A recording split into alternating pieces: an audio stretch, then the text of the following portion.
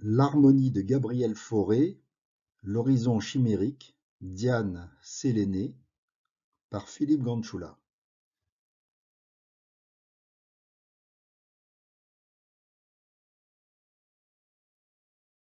Cette mélodie est la troisième de L'horizon chimérique, dernier cycle de mélodies composé par Gabriel Fauré en 1921 d'après des poèmes de Jean de la Ville de Miremont.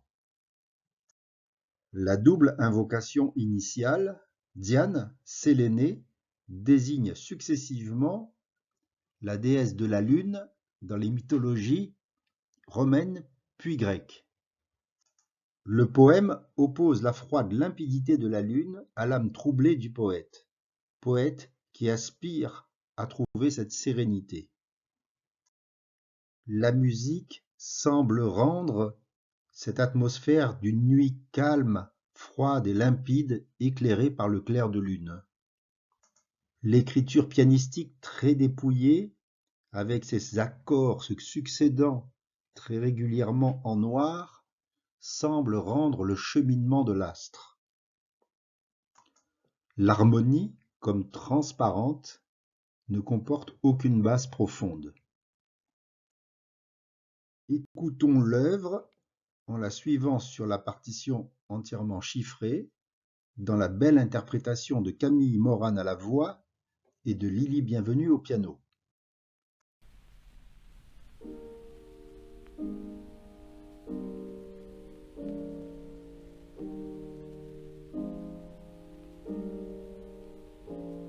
Diane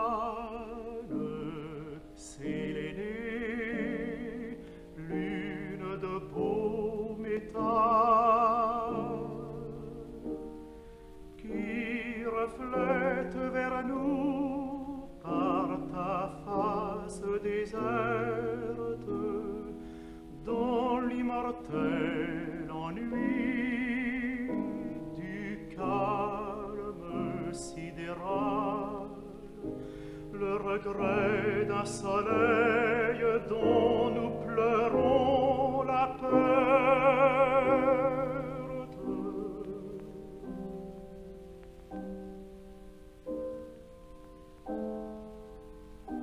Ô lune, je t'en veux de ta limpidité, injurieuse au trouble vin des pauvres âmes. Et mon cœur, toujours là et toujours agité, aspire vers la paix de ta nocturne flamme.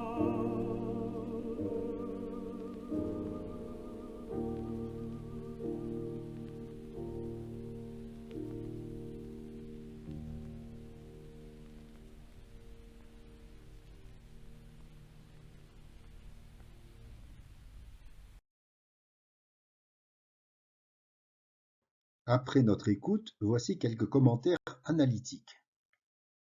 Cette pièce est brève, d'un seul tenant, son ton principal est mi bémol majeur. On remarque plusieurs modulations au ton voisin, le relatif do mineur, la dominante si bémol majeur, la médiante sol mineur. Cependant, il y a aussi des modulations plus lointaines, notamment une incursion au ton napolitain de fa bémol majeur et par transposition une incursion en ré bémol majeur.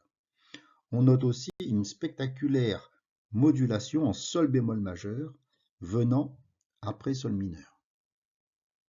Comme je l'ai dit tout à l'heure, la partie vocale est essentiellement focalisée sur la déclamation et non pas sur un profil mélodique particulier. Cependant, on note au départ une sorte de balancement sur deux notes, la quinte, si bémol, mi bémol, si bémol, et on retrouvera à plusieurs reprises dans la pièce ce balancement, que ce soit sur une quinte juste ou sur un autre intervalle. Quant à l'écriture pianistique, Elle est l'équivalent musical de l'imperturbable cheminement de la Lune dans le ciel étoilé. Ceci est rendu par plusieurs éléments, et tout d'abord par le défilé très régulier en noir des accords du piano. Ceci est rendu aussi par une sorte d'ostinato à la basse du 5e degré si bémol, conjointement vers le 1er degré mi bémol, et qui remonte vers le si bémol, ces allers-retours de la basse. Par ailleurs, il y a un choix de sonorité très particulier dès le départ, par exemple ici, sur le second temps, c'est-à-dire un choix de sonorité d'accord parfait majeur avec une seconde ajoutée, la bémol, si bémol, do, mi bémol. On va retrouver à plusieurs reprises dans ce début ce type de sonorité, ici triade majeure avec quarte ajoutée, ici de nouveau avec seconde ajoutée, et ici encore plus dissonant, une quinte diminuée avec une 9e mineure ajoutée, qui coïncide avec le mot métal. Toutes ces sonorités sont assez piquantes et dissonantes. Ces sonorités d'accords très spéciales sont comme l'équivalent d'une sorte de froideur sidérale dégagée par cet astre lunaire. Par ailleurs, l'harmonie est simple, l'harmonie est comme transparente, avec ses alternances de 1er et 5e degré au départ. Seul élément très notable, à la fin du 2e système, sur une fin de membre de phrase, voire de phrase, nous avons un second degré napolitain inattendu qui arrive après un 4e degré. Fait remarquable, cet accord napolitain donne lieu à une sonorité appoggiaturée ici, do bémol, fa bémol, si bémol, appoggiature de la bémol, et donc cette sonorité superpose quarte juste, do bémol, fa bémol, à quinte diminuée ou quarte augmentée, fa bémol, si bémol. Cette sonorité sans tierce, très âpre et très caractéristique de la pièce, on va la retrouver à plusieurs reprises. C'est encore comme une sorte d'équivalent de cette froideur lunaire. L'accord napolitain de la mesure précédente devient ici incursion au ton napolitain, 2e degré abaissé, puis par transposition, incursion au 7e degré abaissé, ré bémol majeur. On regagne mi bémol majeur, ton principal, on pense que l'on va cadencer dans ce ton, mais en fait, a posteriori, on s'aperçoit que Fauré module en do mineur et effectue une cadence plagale, tout à fait inattendue ici en do mineur, qui est la première cadence importante du morceau. Cette cadence est tout à fait typique de Fauré car modale, le do étant amené par un mouvement la bémol, si bémol, do, donc absence de sensible. On notera aussi donc sur cette page des sonorités d'accords que j'appellerai des sonorités froides, voire glaciales, comme ici ce la bémol, mi bémol, si bémol, fa, superposition de quinte juste, puis ici ce que j'appelle un accord sus, comme les jazzman, fa sol do, toutes ces sonorités étant dépourvues de tierces, je dirais de la chaleur de la tierce. Remarquons enfin comment Fauré peut maintenir l'intérêt sur un seul accord, ici de 1er degré de do mineur, pendant plusieurs temps, tout d'abord par cette sonorité de passage, puis ensuite sonorité de 7e ici, puis ici une illusion de 6e degré au C, en fait qui est un accord avec sixte ajouté. Ici, nous trouvons une courte modulation au ton de la dominante, si bémol majeur, mais la cadence sera de nouveau surprenante, elle ne se fera pas en si bémol, mais en sol mineur, ici. On note aussi dans cette page des sonorités que j'ai déjà signalées, triade majeure avec quarte augmentée ajoutée, ici et ici. On notera aussi cette sonorité déjà signalée aussi de quarte juste superposée à une quarte augmentée, si bémol, mi bémol, la bécard. Et de même ici, ré bémol, sol bémol, do bécard. On peut dire qu'une grande partie de la personnalité harmonique de cette pièce tient donc à ces sonorités occasionnées par des longues notes étrangères à l'intérieur d'accords durant une noire. Analysons l'extraordinaire modulation de sol mineur ici à sol bémol majeur.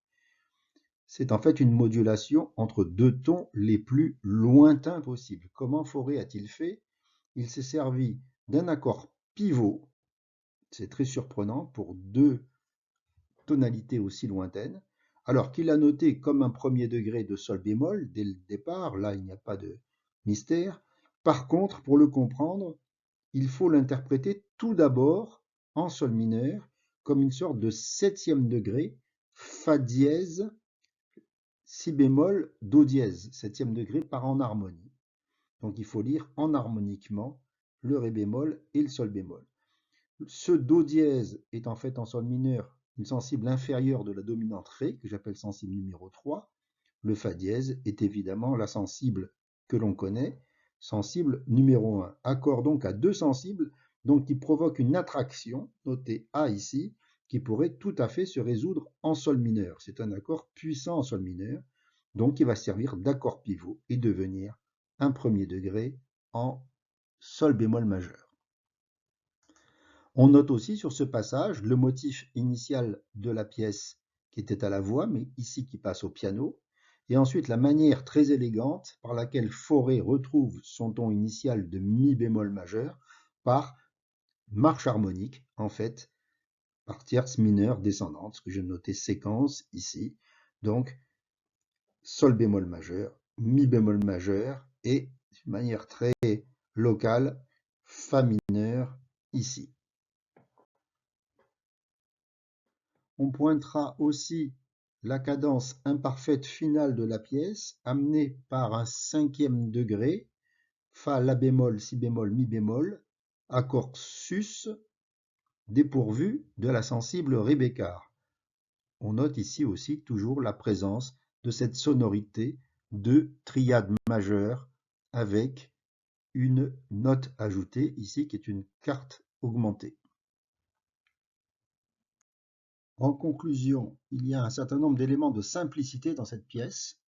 Déjà, un plan tonal simple que j'ai évoqué, l'utilisation de cycles fonctionnels classiques, que j'appelle cycle fonctionnel parfait, tonique, dominante, tonique, ou complet, tonique, prédominante, dominante, tonique. Ce qui est le plus remarquable, en fait, dans cette pièce, c'est l'utilisation de sonorités qui sont obtenues par notes ajoutées ou par des notes étrangères. Il y a donc plus précisément trois catégories de ces sonorités. Tout d'abord, des triades parfaites avec une note dissonante ajoutée, que ce soit seconde majeure, quarte juste ou quarte augmentée. Ensuite, des sonorités qui superposent quarte juste et quarte augmentée. Il y a donc à ce moment-là absence de tierce. Et enfin, des superpositions de quarte juste et de canne juste qui donnent souvent des accords que j'appelle accords sus. Et dans ce cas-là aussi, nous avons une absence de tierce. Toutes ces sonorités sont très évocatrices de cette atmosphère du poème que j'ai évoqué à plusieurs reprises dans mon exposé.